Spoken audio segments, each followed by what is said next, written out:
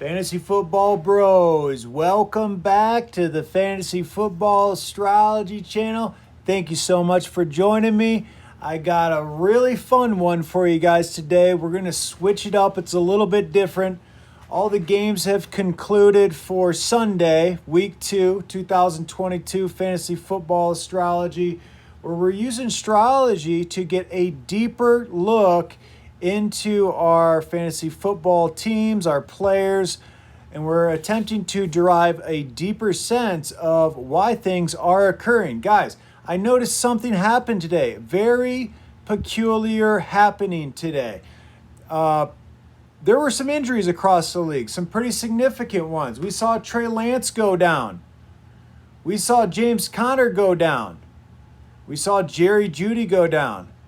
And we saw, Robbie Anderson, he didn't go down, but what happened? He had a bad week.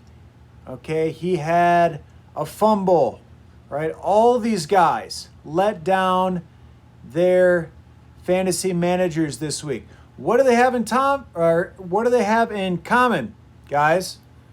Okay? If anybody could get this, kudos to you. But what we look at here is these guys are all Taurus. Okay? Every single one of these guys, if I can get that glare off of my screen, that says Taurus, okay? These guys are all Taurus. Now, conversely, we have Lamar Jackson, Carson Wentz, Joe Flacco, Nick Chubb, Deandre Swift. These guys all had excellent weeks, okay? You could even argue Joe Flacco's, Nick Chubb, Lamar Jackson had abnormally good weeks, okay? What do they all have in common? Capricorn, okay? Capricorns. I'll just put caps. These guys are all Capricorns. There's more too. So we're looking into this. Now, both of these are earth signs. Now, guys, this is the really cool part about astrology. We can dive deeper into the charts of the day. And I want to pull the charts up for you now. And we're going to attempt to derive deeper meaning. Was there something in there for Taurus going on and looking into the chart? So looking at the chart here, you may have never seen anything like this before. We're looking at all the different aspects, right? Okay, and so the first place that we see Taurus is in Uranus. Sorry, guys, not meaning to get too personal, but Uranus is in Taurus, and also the nodes are in Taurus, okay? So great. What in the heck could that possibly mean? Well, let's pull up this next chart and check out all the aspects. Okay, give me a moment here while I pull up the chart. We're going to check out the aspects. Okay, so we can see right here. Guys. Saturn, the lesson bringer, is actually squaring Uranus or Taurus. Oh, yep, sure thing. The north node or the south node, the nodes are squaring Saturn. Taurus is squaring Saturn. Well, oh my gosh, maybe that's why all of these guys here had terrible weeks. Okay, you can even bring Austin Eckler into this on Thursday night.